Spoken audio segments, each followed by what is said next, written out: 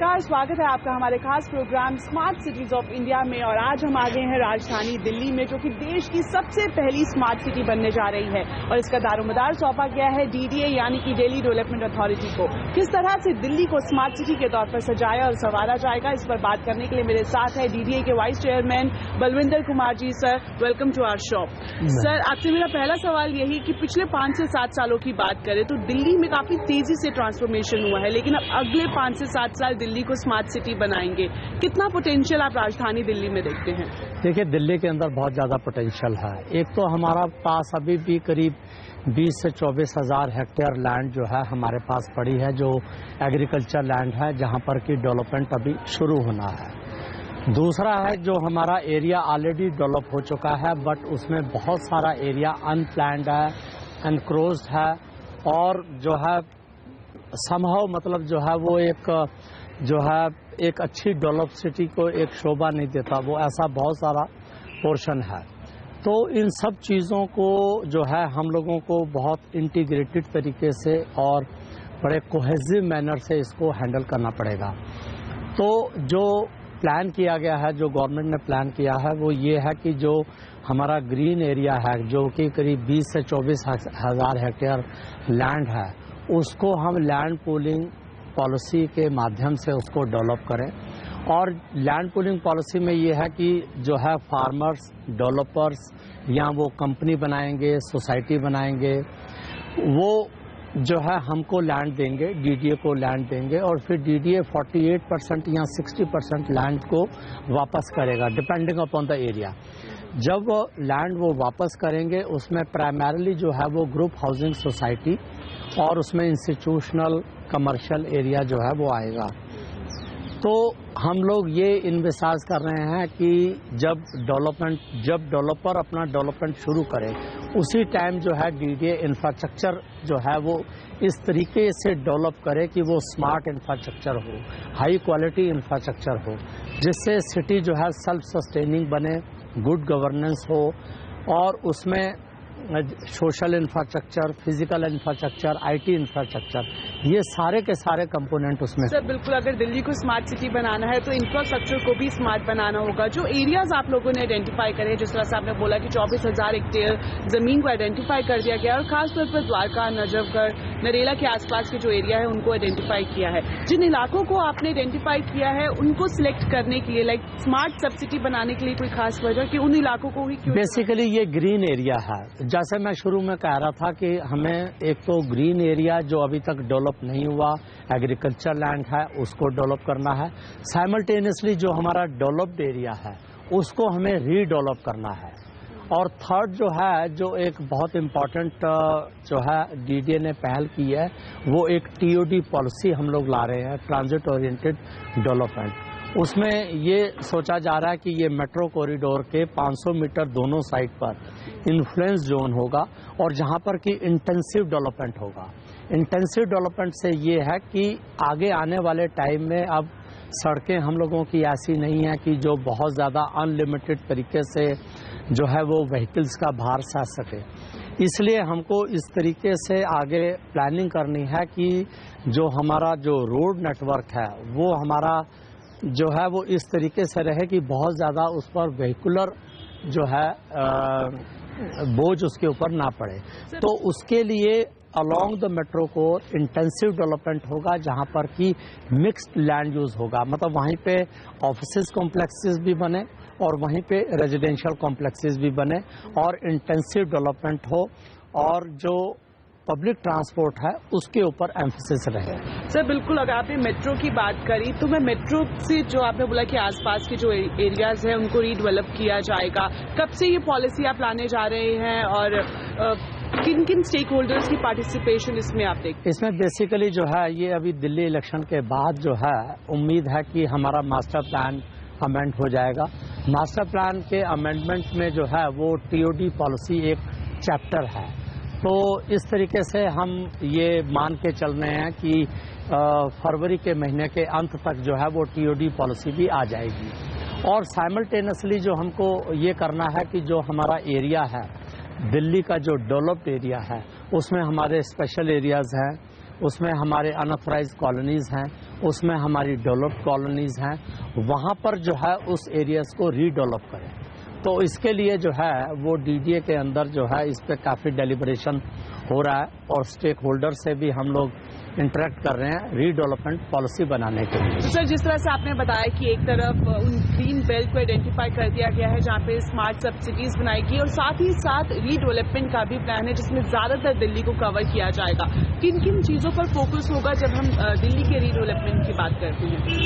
Actually हम basically ये चाहते हैं कि जब रीडेवलपमेंट हो, एक तो हम इतना इंसेंटिवाइज करना चाहते हैं सभी स्टेक होल्डर्स को कि जो हमारा खासकर जो अनऑथराइज्ड कॉलोनीज का एरिया है या जो रेगुलराइज्ड कॉलोनीज हैं बट वो पहले अनऑथराइज्ड थी और स्पेशल एरियाज, वहाँ पर जो है वो डेवलपमेंट स्टार्ट हो। और डेवलपमेंट स्टार्ट होते टाइम पर हमको ये ध्यान रखना है कि जो हमारा ऑलरेडी जो हमारी फैसिलिटीज़ हैं जैसे पानी है, सॉलिड वेस्ट मैनेजमेंट है, उसके ऊपर और ज़्यादा बोझ ना पड़े, क्योंकि दिल्ली में ऑलरेडी पानी की बहुत ज़्यादा प्रॉब्लम है। तो उस चीज़ों को ध्यान में रखते हुए जो है वो ग्रीन बिल्डिंग्स बने जो एनर्जी एफिशिएंट हो, सॉलिड वेस्ट मैनेजमेंट का पूरा जो है वो जीरो डिस्चार्ज प्रिंसिपल पे हो, मतलब एक प्रेमाइस पर जहाँ पर रीडेवलप हो रहा है वहाँ से जो है कोई चीज़ बाहर नहीं जानी चाहिए सॉलिड वेस्ट, तो ज़ीरो वेस्ट प्रिंसिपल पर और एनर्जी एफिशिएंट हो, सेल्फ सस्टेनिंग जो है वो चीज़ें होनी चाहिए। जितना पानी आज यूज़ हो रहा है उस जगह पर उतना ही पानी यूज़ होना चाहिए और ज़्यादा बर्डन नहीं बढ़ना चाहिए। But at the same time वहाँ पर जो रेजिडेंट्स हैं या जो और स्टेक होल्डर्स हैं उनको इतना ज़्यादा इंसेंटिव मिलना चाहिए कि वो रीडेवलपमेंट के लिए आए। बिल्कुल सर, रीडेवलपमेंट के बाद हम दोबारा स्मार्ट सिटीज की बात करते हैं। जो आपकी तरफ से जमीन को आइडेंटिफाई किया गया है, जो ग्रीन बेल्ट को आइडेंटिफाई किया गया है, वो बताया जा रहा है कि जब वो स्मार्ट सब सिटी बनेगी तो गुजरात में जो गिफ्ट मॉडल है, Gujarat international finance tech city के तौर पर उसको बनाया जाएगा। तो जानना चाहेंगे किस तरह का आप वहाँ से आइडिया ले रहे हैं? एक्चुअली हम लोग ये कर रहे हैं, जैसे मैंने कि बताया कि जैसे हम डेवलपर को ज़मीन वापस देंगे लैंड पूलिंग पॉलिसी में, वो अपना डेवलपमेंट स्टार्ट करेंगे। दूसरी तरफ डीडीए जो है अपना एक्सटर्नल डेवलपमेंट का काम टेकअप करेगा। जब हम वो जो एक्सटर्नल डेवलपमेंट का जब काम हम टेकअप करना है तब हमको ये इंश्योर करना है कि जो हमारा इंफ्रास्ट्रक्चर डेवलप हो वो हमारा जो है हाई क्वालिटी का हो, स्मार्ट इंफ्रास्ट्रक्चर हो, और जो कि आज के दिन मॉडर्न सिटीज़ के अंदर जो है जिस चीज़ पे जोर दिया जा रहा है उस चीज़ पर हम जोर दें। तो ये जो गुजरात के अंदर जो गिफ्ट सिटी आ रही है वो इसी तरह का एक मॉडल है, एक नया मॉडल है जिसको कि हम रेप्लिकेट कर सकते हैं कि जिस तरीके से वहाँ पर पब्लिक प्राइवेट पार्टनरशिप के अंदर जो है इंटेंसिव डेवलपमेंट जो है किया जा रहा है और वर्ल्ड क्लास इंफ्रास्ट्रक्चर क्रिएट किया जा रहा है, उसी तरीके से हमारी कोशिश रहेगी कि सेम मॉडल या उससे और बेहतर मॉडल ही वहाँ हमारा दिल्ली के अंदर जो है अडॉप्ट हो। सर, स्पेन में बार्सिलोना ने भी टेक्निकल सपोर्ट देने की बात की है, तो उनसे किस तरह का सहयोग आपको मिल रहा है और क्या किसी कंसल्टेंसी फर्म को भी हायर किया गया है जो एक ग्राउंड रिपोर्ट को ध्यान में रखते हुए सही स्टैटिस्टिक्स आप तक पहुंचाए? अभी डीडीए ने जो है एक एडवाइजर अपॉइंट किया है। अब ये एडवाइजर हमको एडवाइस करेगा how to appoint PMC, project management consultant. Project management consultant का फिर ये काम होगा कि वो डिफरेंट एजेंसीज को जो है वो हायर करे फॉर क्रिएटिंग वेरियस फैसिलिटीज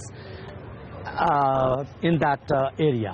तो उसी लाइंस पर हम इस समय जो है वो चल रहे हैं, मींस की advisor then PMC will further engage consultant और agencies for creating infrastructure in that area.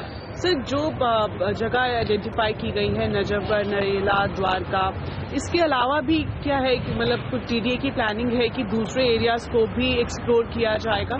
हमने इस समय जो है 2-3 एरियाज और हम लोगों ने टेकअप कर लिए हैं। उसमें एक हम ईस्ट दिल्ली के अंदर ककरडुमा में हम ईस्ट दिल्ली हब बना रहे हैं। दूसरा जो है एक हमने लेक सिटी है मयूर विहार में, वहाँ पर हम लेक सिटी कॉम्प्लेक्स बना रहे हैं।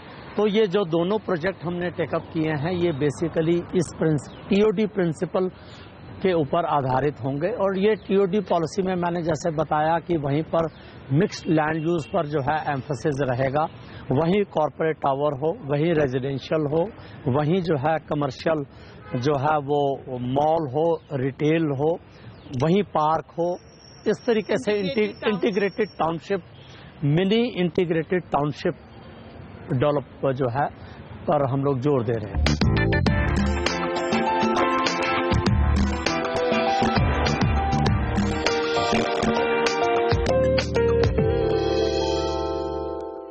आपसे जानना चाहेंगे आप किस तरह का सिनेरियो देखते हैं अगर जब स्मार्ट सब सिटीज आ जाएंगी, रीडेवलपमेंट हो जाएगा, तो अभी तक जो एक ट्रेंड देखा जा रहा है कि दिल्ली में जमीन की किल्लत है, आज जो दाम है वो काफी ज्यादा बढ़ चुके हैं। ऐसे में दिल्ली का जो प्रॉपर्टी बाजार है वो पूरा एनसीआर में शिफ्ट हो रहा है। तो आपको लगता है कि दिल्ली एक बार दोबारा से इस सेक्टर में भी बूस्टअप कर पाएगी? ये बात सही है कि आज के दिन जो है वो रियल एस्टेट मार्केट काफ़ी डिप्रेस्ड है और इतने अच्छे सेंटिमेंट्स होने के बावजूद भी अभी ज़्यादा जो है डिमांड रियल एस्टेट सेक्टर में रेज नहीं हुई। अभी भी प्राइसेस जो हैं वो बहुत लो हैं, बट धीरे धीरे जब इन्वेस्टमेंट स्टार्ट होगा और लोगों के अंदर जब कॉन्फिडेंस आएगा, सेंटिमेंट्स हाई होंगे, तो और जब वो देखेंगे कि इंफ्रास्ट्रक्चर हमारा तैयार हो रहा है और इनेबलिंग एनवायरनमेंट बन रहा है, तो उम्मीद है कि। और दूसरी बात जो मुझे ये कहनी है कि ये जो स्मार्ट सिटी का कंसेप्ट है ये जरा लॉन्ग टर्म मेजर्स हैं। ये नहीं कि ओवरनाइट जो है हम किसी सिटी को स्मार्ट सिटी में कन्वर्ट कर लें। It may take 5 year, it may take maybe up to 10 years. जिस तरीके की हम सोच रहे हैं कि एक वर्ल्ड क्लास सिटीज़ में जो इंफ्रास्ट्रक्चर होना चाहिए वो हमारी इन सिटीज़ में हो, तो हमें डेफिनेटली ये उम्मीद है कि मीडियम टर्म पे एटलीस्ट जो है वो रियल एस्टेट मार्केट को जो है वो बूस्ट मिलेगा और ऐसा इनेबलिंग एनवायरनमेंट क्रिएट होगा दिल्ली के अंदर जहां पर कि सभी स्टेक होल्डर्स, डेवलपर ले लें, रियल एस्टेट ले लें, दूसरी तरफ जो रेजिडेंट्स हैं वो भी इंसेंटिवाइज होंगे कि वो अपने एरिया को जो है वो रीडेवलप करें। सर बिल्कुल, जिस तरह से आपने बोला कि ये अभी 5 से 7 साल लगेंगे इस पूरे इंफ्रास्ट्रक्चर को डेवलप होने के लिए। अब मैं आपसे ये भी जानना चाहूंगी कि पब्लिक प्राइवेट पार्टनरशिप की आपने बात की कि पीपीपी मॉड्यूल पर ही इन सिटीज को बसाया जाएगा, लेकिन आपको लगता है कि जितना खर्चा सब स्मार्ट सिटीज बनाने पर आएगा वो पीपीपी मॉड्यूल के जरिए पूरा हो पाएगा, या फिर इन्वेस्टमेंट के दूसरे सोर्सेज भी देखने पड़ेंगे, सेंट्रल गवर्नमेंट से भी मदद ज्यादा लेनी पड़ेगी? बिल्कुल आपने सही कहा कि हमको पीपीपी मॉडल पे, देखिए कोई भी आज के दिन ये बात बिल्कुल सही है कि गवर्नमेंट के पास इतनी कैपेसिटी नहीं है और फाइनेंसेस नहीं है कि वो इतना बड़े स्केल के अंदर इंफ्रास्ट्रक्चर डेवलपमेंट को टेकअप करे। तो जाहिर तौर पर जो है इसमें प्राइवेट सेक्टर, बैंकिंग सेक्टर जो है और इवन फॉरेन इन्वेस्टमेंट को भी अट्रैक्ट करना पड़ेगा। तो ये सभी सोर्सेज से जो है वो फाइनेंसिंग जो है वो इंश्योर करनी पड़ेगी।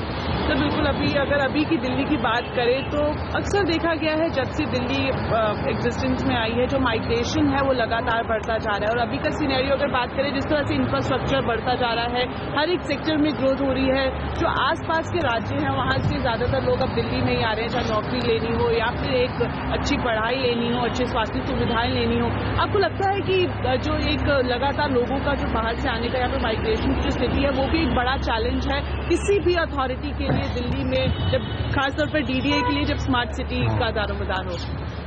आज के दिन जो है स्थिति ये है कि लगभग 5 से 6 लाख लोग जो है वो दिल्ली के अंदर ऐड हो रहे हैं, डिफरेंट नेबरिंग स्टेट्स से आ रहे हैं, एम्प्लॉयमेंट अपॉर्चुनिटीज के लिए आ रहे हैं। और बाकी जो है क्योंकि अर्बन एरिया में हमेशा जो है वो एक जो है अट्रैक्शन रहता है, तो ये अर्बनाइजेशन का जो पेस है, जो स्पीड है, जो ग्रोथ है वो बहुत फास्ट है। और सबसे बड़ा चैलेंज इसके साथ जुड़ा हुआ है हाउसिंग। और दूसरी तरफ जो नई गवर्नमेंट है इनका जो है स्लोगन है हाउसिंग फॉर ऑल। इसके लिए जो है हमारा सामने बहुत बड़ा चैलेंज है और फॉर्चुनेटली हमारे पास अभी भी लैंड बैंक जो है वो उपलब्ध है। और दूसरा हमारा जो है ये लैंड पूलिंग पॉलिसी का जो है एरिया आएगा, जहां पर कि प्राइमरीली एम्फेसिस जो है वो हाउसिंग सेक्टर को दिया जाएगा।